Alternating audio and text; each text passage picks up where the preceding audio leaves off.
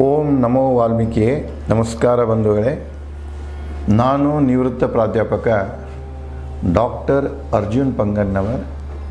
ಹೇ ಸೀತಾರಾಮ್ ವಾಹಿನಿಯ ವಾಲ್ಮೀಕಿ ರಾಮಾಯಣ ಅಂದು ಇಂದು ಚಿಂತನ ಕಾರ್ಯಕ್ರಮದ 374ನೇ ಸಂಚಿಕೆಗೆ ತಮ್ಮೆಲ್ಲರಿಗೂ ಸ್ವಾಗತ. 373ನೇ ಸಂಚಿಕೆ ಅಂದರೆ ಹಿಂದಿನ ಸಂಚಿಕೆಯಲ್ಲಿ ವಾಲ್ಮೀಕಿ ರಾಮಾಯಣದ 3ನೇ ಕಾಂಡ ಅಂದರೆ ಅರಣ್ಯಕಾಂಡ ಸಂಪೂರ್ಣಗೊಳ್ಳುತ್ತಿದೆ. 7 ಕಾಂಡಗಳಲ್ಲಿದೆ ವಾಲ್ಮೀಕಿ ರಾಮಾಯಣ. ಮೊದಲನೇ ಕಾಂಡ ಬಾಲಕಾಂಡ. ಅಲ್ಲೇ ರಾಮನು ಬಾಲ್ಯದಲ್ಲಿ ಕಿಶೋರಾವಸ್ಥೆಯಲ್ಲಿ ಪ್ರಾಯದಲ್ಲಿ ಇದ್ದಾಗ, ವಯಸ್ಸಿನಲ್ಲಿದ್ದಾಗ ಎದುರಿಸಿದಂತಹ ಸವಾಲುಗಳನ್ನು ಮತ್ತು ತೊಂದರೆಗಳನ್ನು, ಅವನ ಸಾಹಸವನ್ನು ಅಲ್ಲಿ ವಾಲ್ಮೀಕಿಯವರು ಹೇಳ್ತಾರೆ. ಅದೇ ಮುಂದುವರೆದು ಅಯೋಧ್ಯ ಕಾಂಡದಲ್ಲಿ ಅಯೋಧ್ಯದ ನಗರಿಯ ಬಗ್ಗೆ, ಕೋಸಲ ರಾಜ್ಯದ ಬಗ್ಗೆ, ದಶರಥ ಮಹಾರಾಜರ ಆಡಳಿತದ ಬಗ್ಗೆ ಹೇಳ್ತಾ ರಾಮನ ಪಟ್ಟಾಭಿಷೇಕದ ಬಗ್ಗೆ ವಿಷಯ ಬಂದಾಗ ಅಲ್ಲಿ ಹಲವಾರು ಅಡೆತಡೆಗಳು ಬರ್ತಾವೆ. ಅವೆಲ್ಲವನ್ನು ರಾಮ ದೈವದಾಟ ಅಂದುಕೊಂಡು ತಂದೆ ವಚನ ಪಾಲನೆ ಮಾಡುವುದಕ್ಕಾಗಿ ಅರಣ್ಯಕ್ಕೆ ಬರ್ತಾನೆ. ಚಿತ್ರಕೂಟದವರೆಗೆ ಅರಣ್ಯ ಯಾವುದು ಅಯೋಧ್ಯ ಕಾಂಡ ಮುಗಿತಿದೆ. ನಂತರ ಅರಣ್ಯಕಾಂಡ ಶುರುವಾಗ್ತಿದೆ. ಅಲ್ಲಿ ಅವರು ಇಲ್ಲಿ ನೋಡಿ, ಬಾಲಕಾಂಡದಲ್ಲಿ ಮತ್ತು ಅಯೋಧ್ಯ ಕಾಂಡ ಏನಿದೆ ಸಂಪೂರ್ಣವಾಗಿ ಉತ್ತರ ಭಾರತವನ್ನು ತಗೊಳ್ತಾರೆ. ಉತ್ತರ ಭಾರತಕ್ಕೆಂದರೆ ಹೆಚ್ಚು ಕಡಿಮೆ ಪೂರ್ವ ಭಾರತದಾಗ, ಅಂದರೆ ಇವತ್ತಿನ ಬಿಹಾರ, ಮಧ್ಯಪ್ರದೇಶ, ಉತ್ತರ ಪ್ರದೇಶಗಳನ್ನು ಒಳಗೊಂಡಿರ್ತದೆ. ಈ ಅರಣ್ಯಕಾಂಡದಲ್ಲಿ ಅವರು ಸಂಪೂರ್ಣವಾಗಿ ಇಂದಿನ ಮಧ್ಯಪ್ರದೇಶ ರಾಜ್ಯದಲ್ಲಿ ಬರ್ತಾರೆ. ಮಧ್ಯಪ್ರದೇಶ, ಮಹಾರಾಷ್ಟ್ರದ ಕೆಲವೊಂದು ಭಾಗಗಳನ್ನು ಅಲ್ಲಿ ಬರ್ತಿದೆ. ಅಂದರೆ ಜಾಗ್ರಫಿಗೆ ಕೂಡ ಇಲ್ಲಿ ನಾವು ಜಂಬೂ ದ್ವೀಪದ ವರ್ಣನೆಯನ್ನು ವಾಲ್ಮೀಕಿಯವರು ಪದೇ ಪದೇ ಕೊಡ್ತಾ ಇದ್ದಾರೆ. ಭಾರತ ಯಾವ ರೀತಿಯಾಗಿತ್ತು, ಏನಿತ್ತು, ಜಾಗ್ರಫಿಕಲ್ ಕಂಡೀಷನ್ಸ್ ಆಗಿದ್ದು. ಹಾಗೆ ರಾಮ ಅರಣ್ಯಕಾಂಡದಾಗ ಏನು ಮಾಡ್ತಾನೆ, ಮಧ್ಯಪ್ರದೇಶಕ್ಕೆ ಬರ್ತಾನೆ, ಅಂದರೆ ಮಧ್ಯ ಭಾರತಕ್ಕೆ ಬರ್ತಾನೆ. ಮುಂದೆ ಅಲ್ಲಿ 10 ವರ್ಷ ಒಂದು ಕಡೆಗೆ ವನವಾಸ ಮಾಡಿಕೊಂಡು ಮುಂದೆ ಅಗಸ್ತ್ಯ ಮುನಿಗಳ ಒಂದು ಸಲಹೆ ಮೇರೆಗೆ ಪಂಚವಟಿಯಲ್ಲಿ ಬರ್ತಾನೆ. ಪಂಚವಟಿ ಇವತ್ತಿನ ಮಹಾರಾಷ್ಟ್ರದ ನಾಶಿಕ ಸಾಧ್ಯತೆ, ಗೋದಾವರಿ ದಡದ ಮೇಲೆ. ಮುಂದೆ ಅಲ್ಲಿ ನಡೆದ ಘಟನೆಯಿಂದಾಗಿ, ಅಂದರೆ ಸೀತೆ ಅಪಹರಣ ಆಗ್ತಿದೆ ರಾಮನಿಂದ. ಸೀತೆಯನ್ನು ಹುಡುಕುತ್ತಾ ಅವರು ದಕ್ಷಿಣದತ್ತ ಬರ್ತಾರೆ.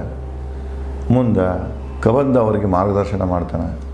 ಕವಂದನ ಮಾರ್ಗದರ್ಶನ ಪ್ರಕಾರ ಅವರು ಸುಗ್ರೀವನ್ನು ಹುಡ್ಕೊಂಡು ಬರ್ತಾರೆ.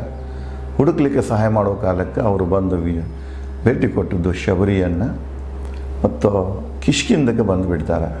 ಕಿಷ್ಕಿಂದ ಅಂದರೆ ಇವತ್ತಿನ ಕರ್ನಾಟಕ, ದಕ್ಷಿಣ ಭಾರತಕ್ಕೆ ಬಂದರವರಿಗೆ. ಈ ಕಿಷ್ಕಿಂದ ಕಾಂಡ ಏನಿದೆ, ಕಿಷ್ಕಿಂದ ಅಂದರೆ ಕಪಿಗಳ ಪ್ರದೇಶ, ನರಮಂಗಗಳ ಪ್ರದೇಶ, ಬೃಹತ್ ದೈತ ನರಮಂಗಗಳ ಪ್ರದೇಶ. ಅದಕ್ಕೆ ಕಿಷ್ಕಿಂದ ಅಂತ ಕರೀತಾರೆ.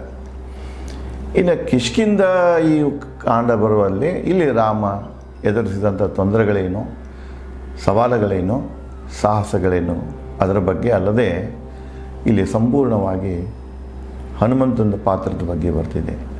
ಅಂದರೆ ಇಲ್ಲಿ ಕಿಷ್ಕಿಂದ ಕಾಂಡದಲ್ಲಿ ವಾಲ್ಮೀಕಿ ನೀಡಿದ ಒಂದು ವಿವರಣೆಯ ಪ್ರಕಾರ ಹನುಮಂತನ ಜನ್ಮಭೂಮಿ ಇವತ್ತಿನ ಗಂಗಾವತಿಯಲ್ಲಿರುವಂಥ ಆಂಜನೇಯಂದ್ರ ಬೆಟ್ಟ. ಇವತ್ತು ನಾವೇನು ಆನೆಗೊಂದಿ ಅಂತೇವೆ, ಕುಮ್ಮಟದುರ್ಗ ಅಂತ ಕರಿತೇವೆ, ವಿಜಯನಗರ ಸಾಮ್ರಾಜ್ಯ ಅಂತೇವೆ. ಇದೇನ ಒಂದು ಅರಣ್ಯ ಪ್ರದೇಶ ಇದೆ ನೋಡಿ, ಆ ಪ್ರದೇಶನೇ ಕಿಷ್ಕಿಂದ. ನೋಡಿ, ತ್ರೇತಾಯುಗದಲ್ಲಿ ಪ್ರಸಿದ್ಧಿಯನ್ನು ಹೊಂದಿದೆ. ರಾಮನಿಗೆ ತನ್ನ ಗುರಿ ಸಾಧಿಸಲು ಯಶಸ್ವಿ ಜೊತೆ ಕೊಟ್ಟಂತಹ ಪ್ರದೇಶ ಯಾವುದಂದರೆ ಕರ್ನಾಟಕ ಪ್ರದೇಶ. ಆದರೆ ದುರ್ದೈವ, ಅದರ ಬಗ್ಗೆ ಇಲ್ಲಿ ಯಾರೂ ಹೆಚ್ಚು ಇದ್ರದ್ದು ವಿಜಯನಗರ ಸಾಮ್ರಾಜ್ಯ ಬಗ್ಗೆನೇ ಹೆಚ್ಚು ತಲೆ ಕೆಡಿಸ್ಕೊಂಡಿಲ್ಲ. ಕುಮಾರರಾಮನ ಬಗ್ಗೆ ಹೆಚ್ಚು ತರಿಸ್ಕೊಂಡಿಲ್ಲ.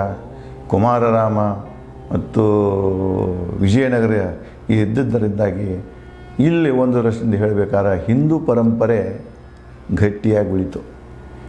ಈ ಇಬ್ಬರು ಇರ್ತಿದ್ದಿಲ್ಲ, ಎರಡು ಕಂಪಿಲಿ ರಾಯ ಕುಮಾರರಾಮ ಮತ್ತು ವಿಜಯನಗರ ಇರ್ತಿದ್ದಿಲ್ಲ ಅಂದರೆ ಇಲ್ಲಿ ಉಳಿತಿದ್ದಿಲ್ಲ, ಅದು ಎಂದೋ ಕಲಬೆರಕೆಯಾಗಿ ಹೋಗ್ತಿತ್ತು. ಇತಿಹಾಸದಿಂದ ಇದು ಗುರುತಾದರೂ ಕೂಡ ಇವತ್ತಿನ ತನಕನೂ ಯಾವುದೇ ಸರ್ಕಾರ, ಕೇಂದ್ರ ಸರ್ಕಾರ ಆಗಲಿ ರಾಜ್ಯ ಸರ್ಕಾರ ಆಗಲಿ, ಈ ಪ್ರದೇಶಗಳನ್ನು ಪುಣ್ಯಕ್ಷೇತ್ರಗಳನ್ನಾಗಿ ಅಭಿವೃದ್ಧಿಪಡಿಸಲಿಕ್ಕೆ ಪ್ರಯತ್ನ ಮಾಡಿಲ್ಲ.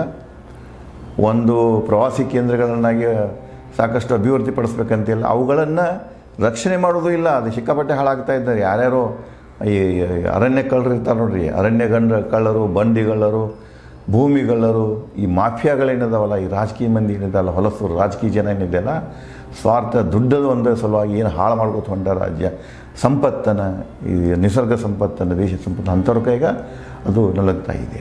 ಅದರಿಂದ ರಕ್ಷಣೆ ಸಹಿತ ಕೊಡುವಂಥ ಕನಿಷ್ಠ ಒಂದು ಬುದ್ಧಿ ಕೂಡ ಕರ್ನಾಟಕ ಸರ್ಕಾರ ಇಲ್ಲ ಅಂತ ಈ ಅವರ ನಡವಳಿಕೆಯಿಂದ ತಿಳಿದು ಬಹಳ ಬೇಜಾರು ಅನ್ನಿಸ್ತಿದೆ. ಅದಕ್ಕೆ ಆ ಒಂದು ಕಿಷ್ಕಿಂಧ ಏನಿದೆ, ಇದೇ ಕರ್ನಾಟಕ, ಕಿಷ್ಕಿಂಧ ಇದೇ ಕರ್ನಾಟಕ ತ್ರೇತಾಯುಗದಿಂದನೂ ಈ ದ್ವಾಪರ ಯುಗದಲ್ಲಿ ಪ್ರತಿ ಇದರಲ್ಲಿಯೂ ಮಹತ್ವದ ಪಾತ್ರವನ್ನು ನಿರ್ವಹಿಸ್ತಾ ಬಂದಿದೆ. ಆ ಕಿಷ್ಕಿಂಧದಲ್ಲಿ ಏನು ಘಟನೆಗಳು ನಡೀತಾವೆ, ರಾಮ ಲಕ್ಷ್ಮಣರ ಸುಗ್ರೀವನ ಜೊತೆಗೆ ಹೇಗೆ ಪರಿಚಯ ಮಾಡ್ತಾರೆ ಮತ್ತು ಮಧ್ಯಸ್ಥಿಕೆಯನ್ನು ಯಾರು ವಹಿಸ್ತಾರೆ, ಮುಂದೆ ಹಲ್ಲೆ ಆದ ನಂತರ ವಾಲಿಯನ್ನು ರಾಮನು ಏಕೆ ವಧೆ ಮಾಡ್ತಾನೆ, ಆ ನಂತರ ಸೀತೆಯನ್ನು ಹುಡುಕೋ ಕಾಲಕ್ಕೆ ಇಡೀ ಜಂಬೂದ್ವೀಪ ಅಂದರೆ ಭೂಮಂಡಲದ 4 ಕಡೆಗೆ ವಾನರ ಸೈನ್ಯವಾಗಿ ಹುಡ್ಕೊಂಡು ಬಂದು ಅದನ್ನೊಂದು ಮಾಹಿತಿ ಕೊಡೋದು ನೋಡಬೇಕಾಗಿದ್ದರೆ ಸಂಪೂರ್ಣವಾಗಿ ಈ ಜಗತ್ತಿನಲ್ಲಿ ಪೂರ್ವಕ್ಕೇನಿದೆ, ಪಶ್ಚಿಮಕ್ಕೇನಿದೆ, ದಕ್ಷಿಣಕ್ಕೇನಿದೆ, ಉತ್ತರಕ್ಕೇನಿದೆ ಎಲ್ಲ ಜಾಗ್ರಫಿಯನ್ನು ವಾಲ್ಮೀಕಿಯವರು ಈ ಕಿಷ್ಕಿಂಧ ಕಾಂಡದಲ್ಲಿ ಬರ್ತಾರೆ. ಬರಿಬೇಕಾದ್ರೆ ಎಲ್ಲೇ ಒಂದು ಕಡೆ ಕೂತ್ಕೊಂಡು ಬರೋದಿಲ್ಲ ಅವರು ಕೂಡ ವಿಶ್ವ ಪರ್ಯಟನೆ ಮಾಡ್ಯಾರ, ಕಣ್ಣಿಂದ ನೋಡ್ಯಾರ, ಅನುಭವಿಸ್ಯಾರ. ಅದನ್ನೇ ಯಥಾವತ್ತಾಗಿ ಕಿಷ್ಕಿಂಧ ಕಾಂಡದಲ್ಲಿ ತಂದಾರ.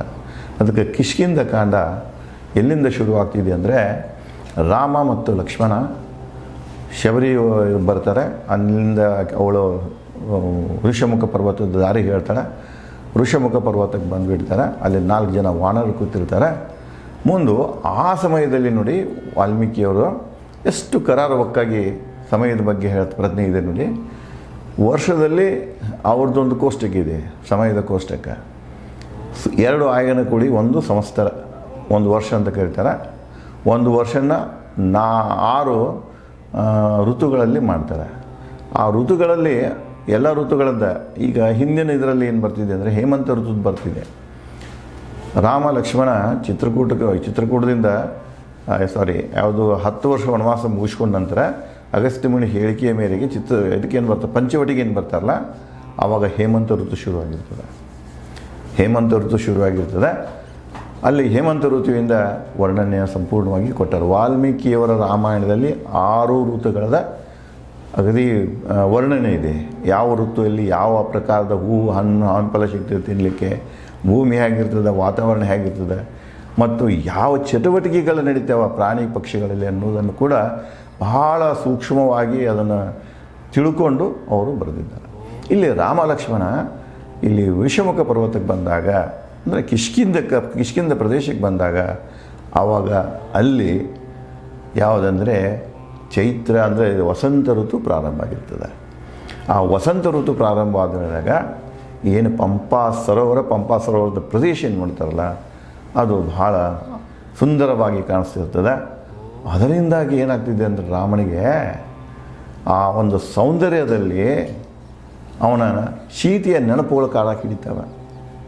ಅದಕ್ಕೆ ಪ್ರಲಾಪ ಮಾಡ್ಕೊಳ್ತಾನೆ ರಾಮ.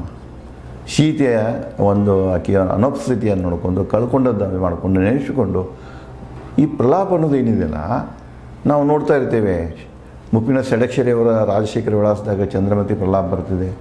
ಅಲ್ಲೆಲ್ಲ ಇತ್ತೀಚೆಗೆ ಕನ್ನಡ ಸಾಹಿತ್ಯದಲ್ಲಿ ನಾವು ಪ್ರಲಾಪಗಳ ಬಗ್ಗೆ ನೋಡ್ತಾ ಇರ್ತೇವೆ. ಆದರೆ ಇದು ವಾಲ್ಮೀಕಿ ರಾಮಾಯಣ ಏನಿದೆಯಲ್ಲ, ಇದು ಪ್ರಪಂಚದ ಮೊದಲನೇ ಮಹಾಕಾವ್ಯ. ಅದು ಲೋಕಗೀತೆ ರೂಪದಲ್ಲಿರುವಂಥ ಮಹಾಕಾವ್ಯ.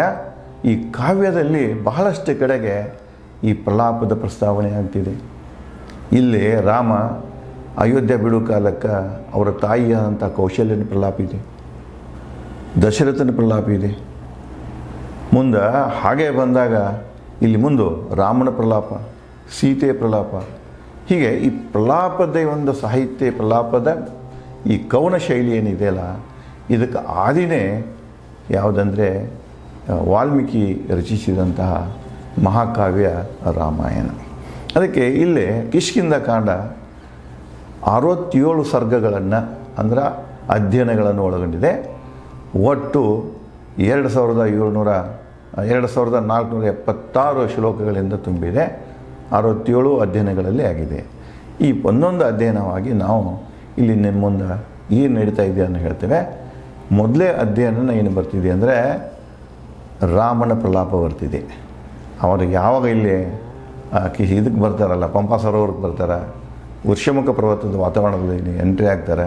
ಆವಾಗ ವಸಂತ ಋತು ಶುರುವಾಗಿರ್ತದೆ. ಆ ವಸಂತ ಋತುವಿನ ಒಂದು ಆನಂದವನ್ನು ನೋಡಿದ ಮ್ಯಾಗ ರಾಮನಲ್ಲಿ ಸೀತೆಯ ನೆನಪುಗಳು ಬಿರುಗಾಳಿ ಹೇಳ್ತಿದೆ. ಅದನ್ನು ನೋಡಿಕೊಂಡು ಸೀತೆ ಇಲ್ಲದನ್ನು ನೆನಪಿಸಿಕೊಂಡು ರಾಮ ಯಾವ ರೀತಿಯಾಗಿ ಪ್ರಲಾಪ ಮಾಡ್ತಾನೆ ಅನ್ನೋದನ್ನು ಸುಮಾರು 100ಕ್ಕಿಂತ ಹೆಚ್ಚು ಶ್ಲೋಕಗಳಲ್ಲಿ ವಾಲ್ಮೀಕಿಯವರು ಅದನ್ನು ಹಿಡಿದಿಟ್ಟಾರೆ. ಅದೇ ಮೊದಲೇ ಸರ್ಗ. ಅಲ್ಲಿ ಏನಿದೆ ಅನ್ನೋದನ್ನು ನಾನು ತಮಗೆ ಮುಂದಿನ ಸಂಚಿಕೆಯಲ್ಲಿ ಪ್ರಾರಂಭ ಮಾಡ್ತೀನಿ. ಧನ್ಯವಾದಗಳು.